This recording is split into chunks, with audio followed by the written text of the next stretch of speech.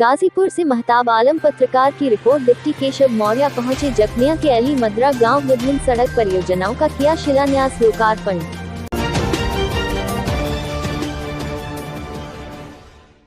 68 करोड़ की परियोजनाओं का किया शिलान्यास लोकार्पण। डिप्टी सीएम केशव मौर्य का संबोधन। जिसने खराब सड़क बनाई है उसके खिलाफ कठोर कार्यवाही होगी। केशव मौर्य। जिसने खराब सड़कें बनवाई होगी उसके खिलाफ भी कड़ी कार्यवाही होगी। केशव मौर्य। 2022 में गाजीपुर की सभी विधानसभा सीटों पर कमल खिलना चाहिए। केशव मौर्य। अब अपराध करने वाला जेल में रहेगा या यूपी के बाहर रहेगा। केशव मौर्य। बीजेपी यूपी का विकास और उत्थान करने में जुटी हुई है। केशव मौर्य। बीजेपी 300 से ज्यादा सीटें 2022 के विधानसभा चुनाव में जीतेगी। केशव मौर्य। पीएम मोदी देश के गरीबों की खुशी के लिए काम कर रहे हैं। केशव मौर्य। आने वाले समय में यूपी के हर गांव को 24 घंटे बिजली मिलेगी। केशव मौर्य। 100 में 60% वोट हमारा है, 40% में बंटवारा है। केशव मौर्य। 40% बंटवारे में भी वोट हमारा है। केशव मौर्य। किसानों के नाम पर विपक्षी बीजेपी पर निशाना साध रहे थे। केशव मौर्य। अब किसान आंदोलन खत्म हो चुका है। पीएम मोदी किसानों के सच्चे हितैषी हैं। केशव मौर्य। गाजीपुर की सड़कें हाईवे की तरह बना कर देंगे। केशव मौर्य। गांवों में घर घर तक पाइप से जल पहुंचा रहे हैं। केशव मौर्य। 13 दिसंबर को विश्वनाथ कॉरिडोर शिव भक्तों को समर्पित होगा। केशव मौर्य। बीजेपी गाजीपुर की 7 विधानसभा सीटें जीतेगी। केशव मौर्य। बीजेपी प्रदेश के सभी जिलों में एक समान विकास कर रही। केशव मौर्य। डिप्टी सीएम केशव मौर्य ने हथियाराम मठ में किया दर्शन पूजन। खबर गाजीपुर से है, जहां डिप्टी सीएम केशव मौर्य ने दौरा किया। अपने दौरे के तहत डिप्टी केशव मौर्य जखनिया के अली मद्रा गांव पहुंचे, जहां केशव मौर्य ने विभिन्न सड़क परियोजनाओं का शिलान्यास लोकार्पण किया। उन्होंने 68 करोड़ की परियोजनाओं का शिलान्यास लोकार्पण किया। इस मौके पर केशव मौर्य ने एक जनसभा को भी संबोधित किया। उन्होंने कहा कि जिसने खराब सड़क बनाई है उसके खिलाफ कठोर कार्यवाही होगी, जबकि जिसने खराब सड़कें बनवाई होगी उसके खिलाफ भी कड़ी कार्यवाही की जाएगी। उन्होंने दावा किया कि 2022 में गाजीपुर की सभी विधानसभा सीटों पर कमल खिलेगा। उन्होंने कहा कि अब अपराध करने वाला जेल में रहेगा या यूपी के बाहर रहेगा।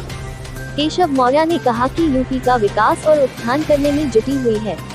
उन्होंने दावा किया कि बीजेपी 300 से ज्यादा सीटें 2022 के विधानसभा चुनाव में जीतेगी। केशव मौर्य ने कहा कि पीएम मोदी देश के गरीबों की खुशी के लिए काम कर रहे हैं। आने वाले समय में यूपी के हर गांव को 24 घंटे बिजली मिलेगी। डिप्टी सीएम ने कहा कि 100 में 60% वोट हमारा है, 40% में बंटवारा है, जबकि 40% बंटवारे में भी वोट हमारा है। उन्होंने कहा कि किसानों के नाम पर विपक्षी बीजेपी पर निशाना साध रहे थे। अब किसान आंदोलन खत्म हो चुका है। पीएम मोदी किसानों के सच्चे हितैषी हैं। उन्होंने कहा कि गाजीपुर की सड़कें हाईवे की तरह बना कर देंगे। डिप्टी सीएम ने कहा कि सरकार गांवों में घर घर तक पाइप से जल पहुंचा रही है। उन्होंने कहा कि 13 दिसंबर को विश्वनाथ कॉरिडोर शिव भक्तों को समर्पित होगा। इससे पूर्व डिप्टी सीएम केशव मौर्य ने हथियाराम मठ में दर्शन पूजन किया। मीडिया के सवालों का जवाब देते हुए कहा कि लाल टोपी वालों को जनता खुद आगामी विधानसभा चुनाव में खदेड़ देगी। उन्होंने कहा कि गुंडों, माफिया और अपराधियों के दम पर चुनाव जीतने वालों के मंसूबे पूरे नहीं होंगे। Bite Keshav Maurya, deputy CM UP.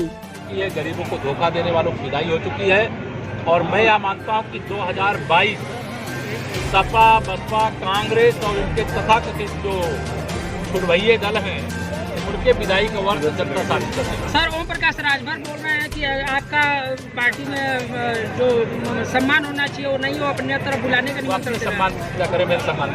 Sir एक सवाल मंत्री जी, सर सड़क को लेके एक सवाल, जो कर्नल शहीद एमएन राय है उनके घर के सामने सड़क पानी जमा है और सड़क खराब, उनकी माता जी रो के इसको बयां कर रहे हैं। आपको मैं विश्वास दिला रहा हूँ कि कोई भी सड़क होगी किसी विधानसभा की, जहाँ की आप बता रहे हैं सदर विधानसभा, वो भी सड़कें होंगी जो हमारे ऐसे माननीय जो देश की सेवा करने वाले हैं उनके घर की है, या कोई किसान के घर की, किसी गरीब और मजदूर के घर तक जाने वाली, गांव तक जाने वाली सड़क है हमारी प्राथमिकताओं में। और आप इस बात के साक्षी हो, 2017 के पहले के गाजीपुर और 2017 के बाद के गाजीपुर को ईमानदारी से जनता को दिखाइए।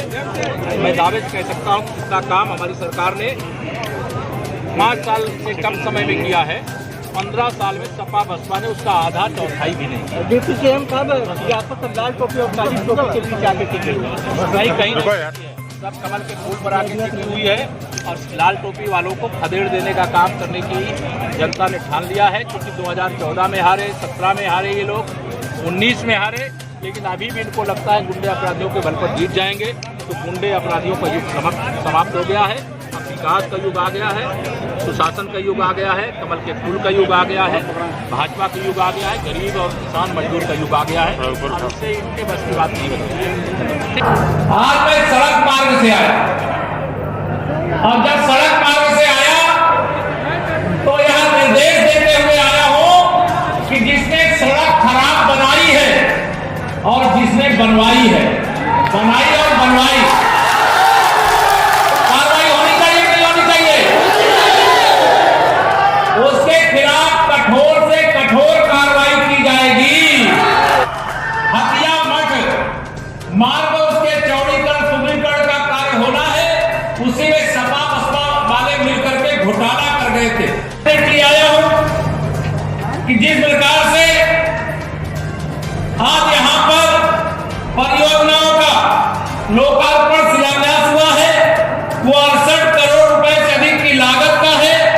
और अगर मैं जिले की बात करूं तो पूरे जिले में हम लोगों ने 868 करोड़ रुपए की परियोजनाएं अब तक, जब से भारतीय जनता पार्टी सरकार बनी है तब से यहां सड़क बनाने का काम कर चुके हैं, सेतु बनाने का काम कर चुके हैं। 2019 के लोकसभा चुनाव में यानी विकास को हरा दिया गया। जो विकास करने वाला वो हार गया, जो बर्बाद करने वाला गाजीपुर को वो जीत गया था। लेकिन कोई बात नहीं, जनता की अदालत का जो भी फैसला हम सिर झुका करके स्वीकार करते हैं। आपको विश्वास दिलाते हैं ये गुंडागर्दी करने वाले गुंडे अपराधी माफिया, आप भरोसा रखिएगा अगले चुनाव तक इनका आता पता नहीं चलेगा। बहुत गुंडागर्दी हो चुकी, बहुत माफियागिरी हो चुकी। अब अपराध करने वाला या तो जेल में रहेगा या उत्तर प्रदेश के बाहर रहेगा। 2017 से बड़ी विजय 2022 में उत्तर प्रदेश में भारतीय जनता पार्टी को मिलने जा रही है। 300 से अधिक सीटें हम लोग फिर जीतने जा रहे हैं। और आप तो हनुमान जी की तरह शक्तिशाली हो, थोड़ा शक्ति भूल गए। 2019 का लोकसभा चुनाव थोड़ा हार गए, थोड़े अंतराल से वोट को 2014 से जीता दिया, लेकिन हम लोकसभा का चुनाव उसमें हार गए थे। लेकिन 2022 में हार का बदला भी लेना है और 2017 से बड़ी विजय भी दिलाने का काम करना है।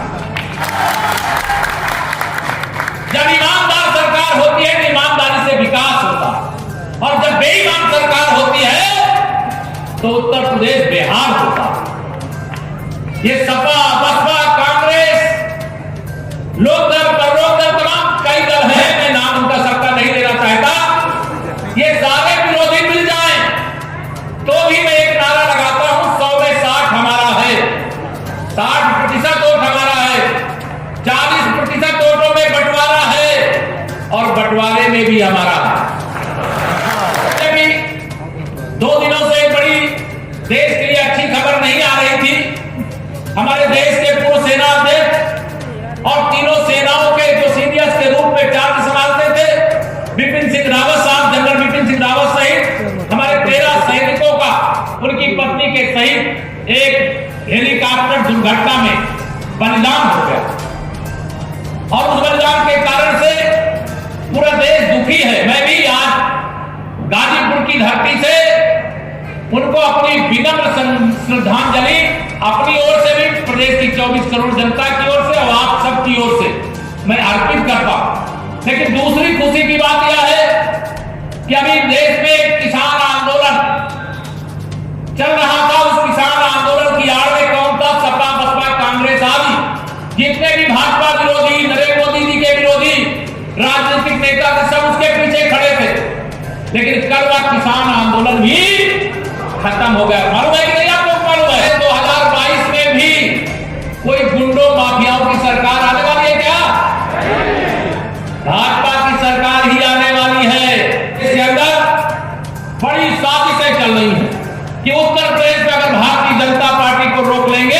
तो दिल्ली में मोदी जी को रोक लेंगे। यही सपना ये 2019 में देख रहे थे कि अब तो बुआ भतीजे एक हो गए हैं। जब बुआ भतीजे मिलकर के भारतीय जनता पार्टी के विजय रथ को नहीं रोक पाए तो क्या कोई रोक सकता है क्या? आपने भारतीय जनता पार्टी को आशीर्वाद दिया। ऐसे तमाम काम हैं जिनकी मैं गणना करूंगा तो बहुत देर लग जाएगी। यहाँ जो भी ढोंगी रोगी तमाम यहाँ घूमते रहते हैं, आकर के झूठ बोलने की मशीन बन करके जनता को बरगलाने का काम करते हैं। लेकिन आना हो जाएगा, मैं प्रयास करूंगा। अन्यथा आज से मेरा आप सबसे हाथ जोड़ करके निवेदन है, प्रार्थना है, किसी और कटुआ राजनीतिक दल के चक्कर में भी मत पड़िएगा। मेरी बात समझ रहे हो ना? कई ऐसे आएंगे, कोई जाति दिखाएगा, कोई बिरादरी दिखाएगा, कोई पार्टी दिखाएगा, सपने दिखाएगा, वो